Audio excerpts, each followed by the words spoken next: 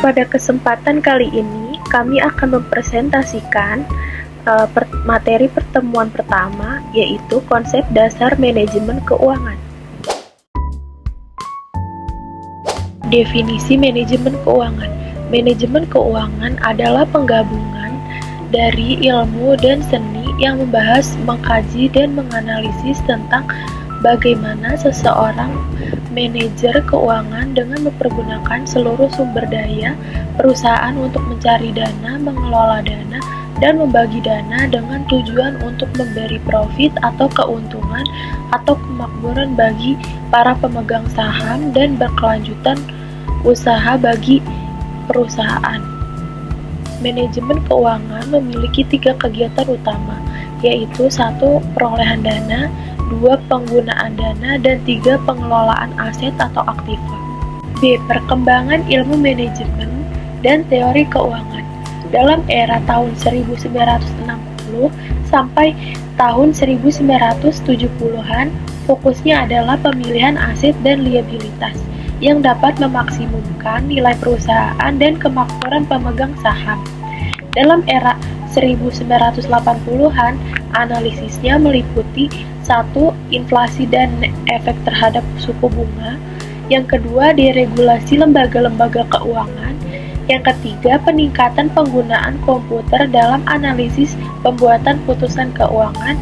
Yang keempat, semakin pentingnya pasar keuangan internasional.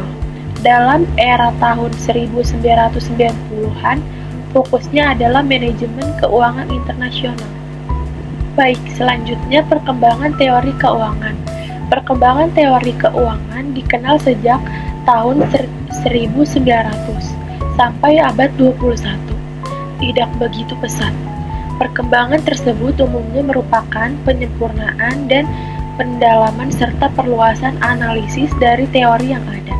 Ya baik, di sini ada perkembangan teori keuangan. Yang pertama, teori pasar modal efisien. Terus ada juga teori struktur modal, teori dividen, teori diskon aliran kas, teori agensi, teori informasi asimetrik, teori portofolio, dan teori opsi. Selanjutnya, C. Peranan manajemen keuangan. Yang pertama, manajemen keuangan merupakan manajemen terhadap fungsi-fungsi keuangan. Fungsi-fungsi keuangan tersebut meliputi bagaimana memperoleh dana dan bagaimana menggunakan dana tersebut. Yang kedua, manajer keuangan berkepentingan dengan penentuan jumlah aktiva yang layak dari investasi pada berbagai aktiva dan memilih sumber-sumber dana untuk membelanjai aktiva tersebut. Yang ketiga, untuk memperoleh dana, manajer keuangan bisa memperolehnya dari dalam maupun luar perusahaan. Sumber dari luar perusahaan berasal dari pasar modal, bisa berbentuk utang atau modal sendiri. D. Fungsi manajemen keuangan. 1. Pedoman bagi manajer perusahaan dalam setiap pengambilan keputusan. 2. Dengan memahami ilmu manajemen keuangan secara baik, diharapkan pihak-pihak yang berada di posisi marketing, produksi, personalia, dan keuangan diharapkan mampu menempatkan setiap keputusan secara jauh lebih bijaksana. E. Tujuan manajemen keuangan. 1. Memaksimumkan nilai perusahaan. 2. Menjaga stabilitas finansial dalam keadaan yang selalu terkendali. 3.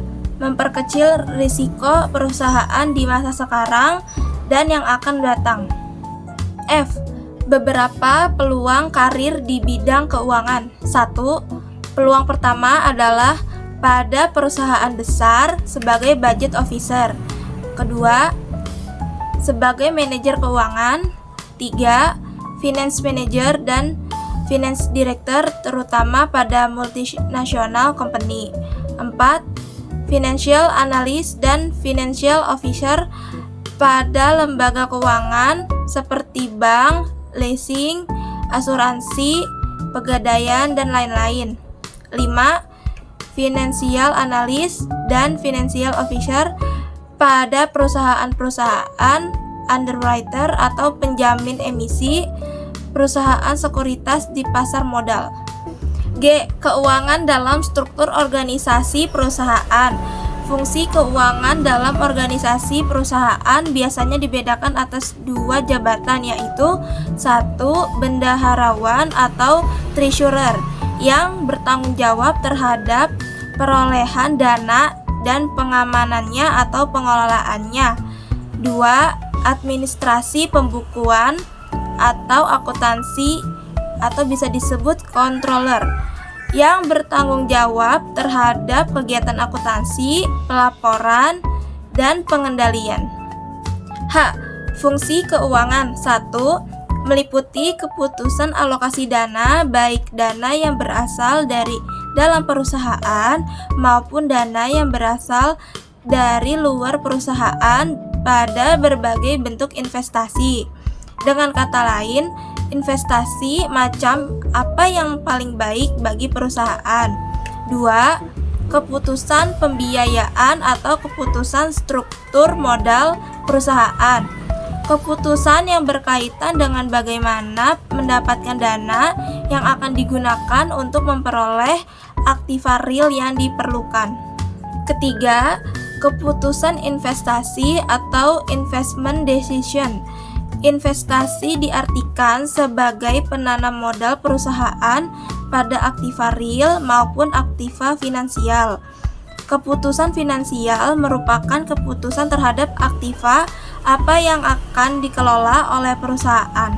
Keputusan investasi akan berpengaruh langsung terhadap besarnya rentabilitas investasi atau return on investment dan aliran kas perusahaan masa yang akan datang. Keputusan investasi ini meliputi penentuan aktiva real yang dibutuhkan untuk dimiliki perusahaan. I. Tanggung jawab manajer keuangan. Manajer keuangan mempunyai tanggung jawab dalam menentukan strategi keputusan kunci dari suatu perusahaan, meliputi 1. Pemilihan produk dan pasar perusahaan. 2. Strategi untuk riset, investasi, produksi, pemasaran, dan penjualan. Ketiga, seleksi, pelatihan, pengorganisasian, dan pemotivasian para eksekutif dan karyawan-karyawan lain. 4. Memperolehan dana dengan biaya yang rendah dan secara efisien. 5. Penyesuaian hal-hal di atas jika lingkungan dan persaingan berubah. Peranan manajer keuangan. Manajer keuangan memiliki 3 peran, yaitu yang pertama, pengambilan keputusan investasi atau pembelanjaan aktif atau juga sering disebut dengan investment decision.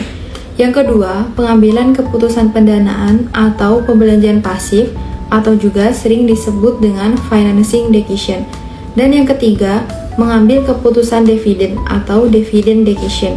Keputusan-keputusan manajemen keuangan meliputi yang pertama, penganggaran modal atau capital budgeting, yaitu proses perencanaan dan pengelolaan investasi jangka panjang sebuah perusahaan.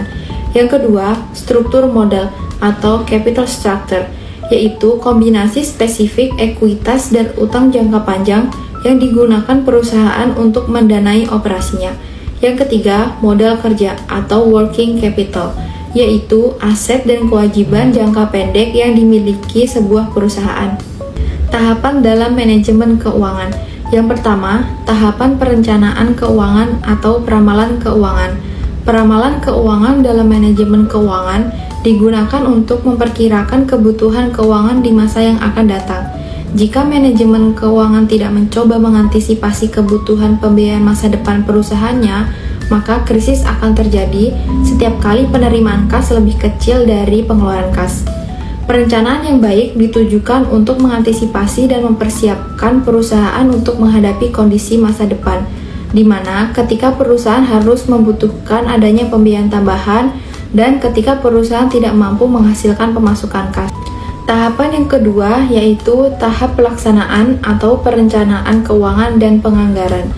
Untuk memperoleh suatu perkiraan lebih akurat mengenai jumlah dan waktu dari kebutuhan dana perusahaan memerlukan anggaran kas.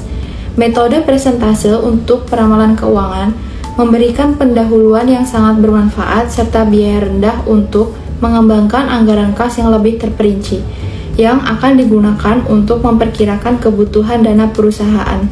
Tahapan yang ketiga yaitu tahap penelitian atau fungsi anggaran. Anggaran, di samping sebagai alat untuk perencanaan dan pengendalian manajemen, juga merupakan alat bantu bagi manajemen dalam mengarahkan suatu organisasi dalam posisi yang kuat atau lemah. Prinsip manajemen keuangan. Manajemen keuangan dalam prakteknya merupakan aktivitas yang dilakukan dan muncul dalam rangka untuk menyehatkan keuangan perusahaan atau organisasi. Maka dari itu, dalam membuat sebuah sistem manajemen keuangan membutuhkan prinsip-prinsip sebagai berikut. Yang pertama, konsistensi. Yang kedua, akuntabilitas. Yang ketiga, transparansi. Yang keempat, kelangsungan hidup. Prinsip manajemen keuangan yang kelima yaitu integritas. Keenam, pengelolaan. Dan yang ketujuh adalah standar akuntansi.